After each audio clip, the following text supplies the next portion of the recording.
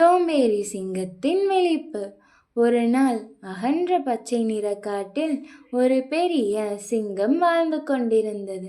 அது பெயர் என்னவென்று தெரியுமா? அது பெயர் லியோ. அது சிங்கம் என்பதற்கேற்ப தைரியமாகவும் வலிமையாகவும் இருக்க வேண்டுமல்லவா? ஆனால் லியோவுக்கு ஒரு சிறிய பிரச்சனை இருந்தது. அது ரொம்ப ரொம்ப சோம்பேறி. காலை சூரியன் உதிக்கும் நேரத்திலும் மற்ற மிருகங்கள் எல்லாம் தங்களின் வேலைகளை சரியாக பார்த்து கொண்டிருந்த போதும் லியோ மட்டும் ஒரு பெரிய பாறையின் மேல் சோம்பலான முறையில் தூங்கிக் கொண்டே இருந்தது. தன்னால் செய்ய வேண்டிய வேலைகளை தள்ளி வைத்தும் பிறகு பார்த்து கொள்ளலாம் என்று நினைத்தும் நாள் முழுவதும் அப்படியே போய்விட்டது.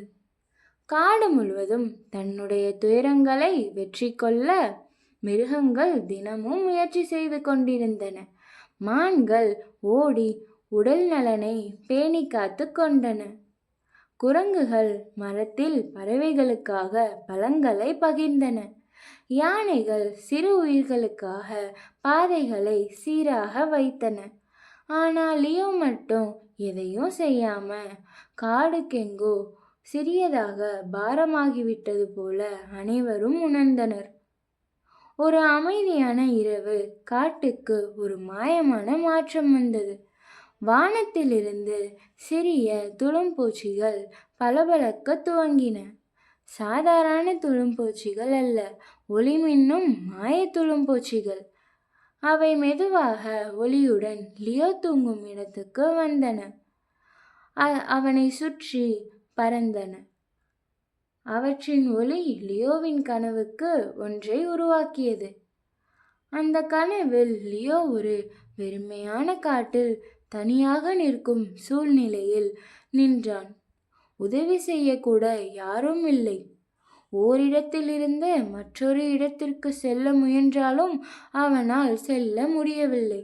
சிறு கல்லை கூட தூக்க முடியாத நிலையில் லியோ நின்று கொண்டிருந்தான். அதற்கு எந்த சக்தியும் இல்லை என்பதை அவன் உணர்ந்தான். சோம்பேறித்தனத்தின் காரணமாக எவ்வளவு பலவீனமாகிவிட்டோம் என்பதை லியோ உணரத் தொடங்கினான். அந்த நேரத்தில் மாயத்துளும்பூச்சிகள் அதற்கு அருகில் வந்து மெதுவாக ஒளியை வழங்கின.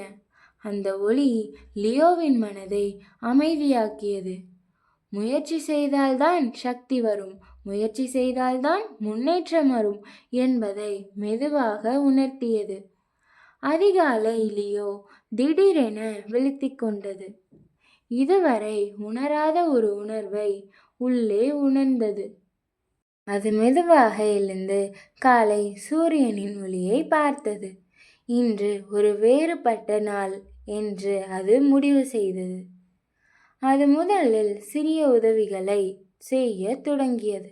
இலைகளை அகற்றி பாதையை சுத்தம் செய்தது. காட்டில் பயணம் செய்பவர்களுக்கு வசதியாக தண்ணீர் குழிகளை நீட்டியது. சிறிது முயற்சி செய்தபோது அதன் உடல் வலிமையாக மாறத் தொடங்கியது. அதன் மனமும் மகிழ்ச்சி அடைந்தது. நாட்கள் கடந்தன. ஒரு காலத்தில் சோம்பேறித்தனத்தில் விழித்திருந்த லியோ இப்போது காடு முழுவதும் உதவும் உண்மையான ராணியாக மாறியது. முயற்சி கொடுத்த மாற்றத்தை அது தினமும் உணர்ந்தது. இந்த கதையின் முடிவில் குழந்தைகளே, நம் வாழ்க்கையிலும் இதே உண்மை. சிறியதாக இருந்தாலும் தினமும் ஒரு சிறு முயற்சி செய்தால் நம்மை நாமே முன்னேற்றிக் கொள்ள முடியும்.